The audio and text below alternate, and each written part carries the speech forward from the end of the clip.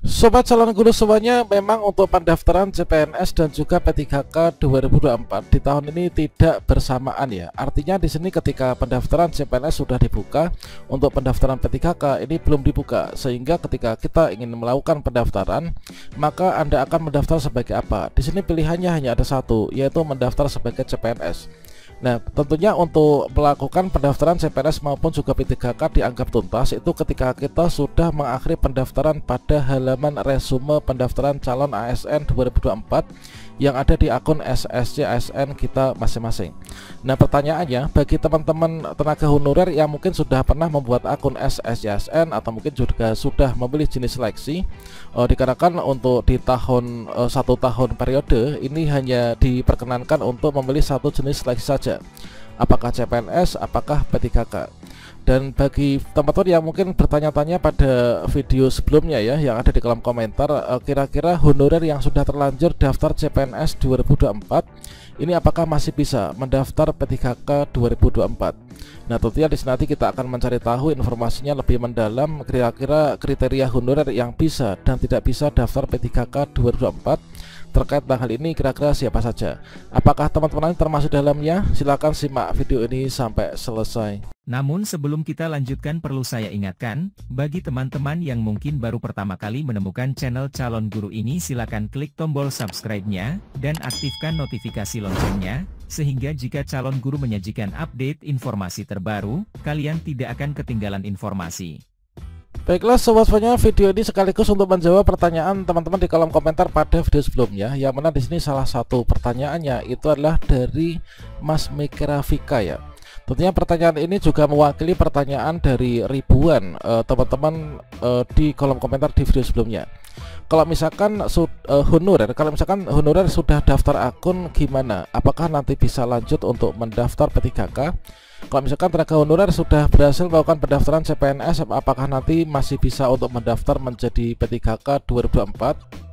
Terkait tentang pertanyaan tersebut, di sini sudah secara gamblang dijelaskan pada Permen PNRB nomor 6 tahun 2024 tentang pengadaan pegawai aparatur sipil negara.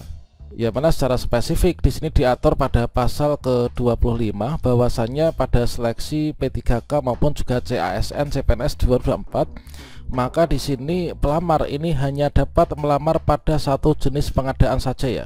Apakah teman-teman itu ingin mendaftar melamar sebagai PNS, apakah ingin mendaftar sebagai P3K? Selain kita hanya bisa melamar pada satu jenis pengadaan, apakah PNS ataupun juga P3K, di sini juga ada ketentuan, yaitu kita hanya bisa melamar pada satu instansi saja dan satu jenis jabatan saja ya, pada satu periode tahun anggaran. Jadi kalau misalkan sekarang ini di tahun 2024 ini kan dibuka nih untuk pendaftaran CPNS dan juga P3K. Untuk pendaftaran CPNS ini ditutupnya besok di tanggal 10 ini untuk instansi pemerintah daerah, sedangkan untuk instansi pemerintah pusat nanti tanggal 14 ya. Khususnya untuk yang Kemenak maupun juga Kemdikbudristek teman-teman. Nah, di sini kalau misalkan teman-teman terbukti melamar lebih dari satu ya, ini nanti dengan menggunakan nomor induk yang sama, NIK yang sama, atau mungkin juga menggunakan dua NIK yang sama ataupun juga berbeda, maka nanti dianggap gugur teman-teman. Dan kalau misalkan kita simak untuk rencana pendaftaran dan pelaksanaan seleksi P3K tahun 2024.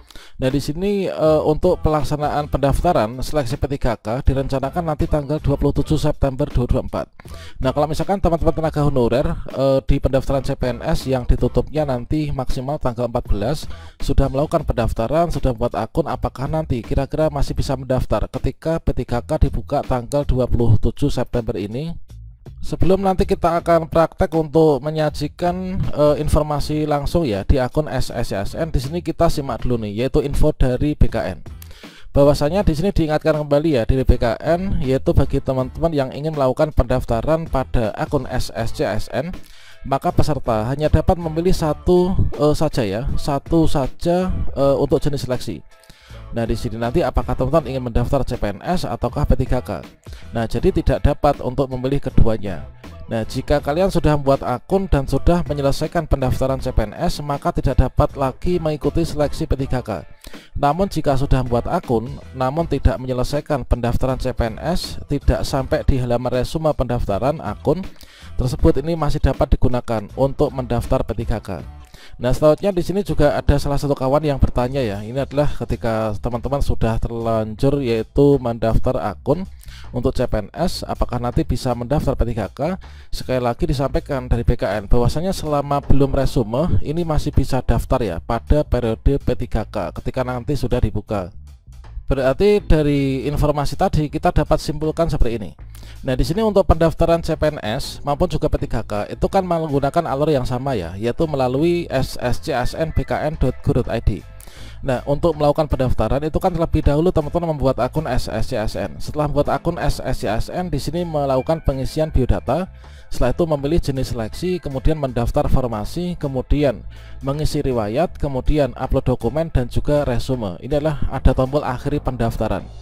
Nah, kalau misalkan teman-teman ini mendaftar CPNS untuk tenaga honorer yang sebenarnya nanti akan berniat untuk mendaftar P3K, namun sudah terlanjur membuat akun SSCSN, asalkan kalian belum sampai di resume, belum akhir pendaftaran, ini masih bisa untuk mendaftar.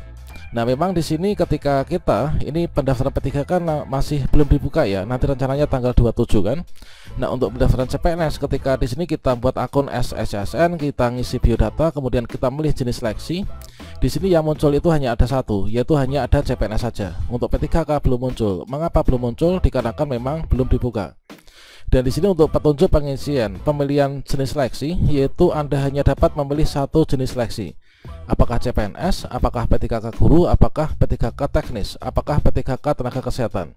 Jadi setelah teman-teman melakukan resume dan ini tidak dapat ya mengganti pilihan jenis seleksi.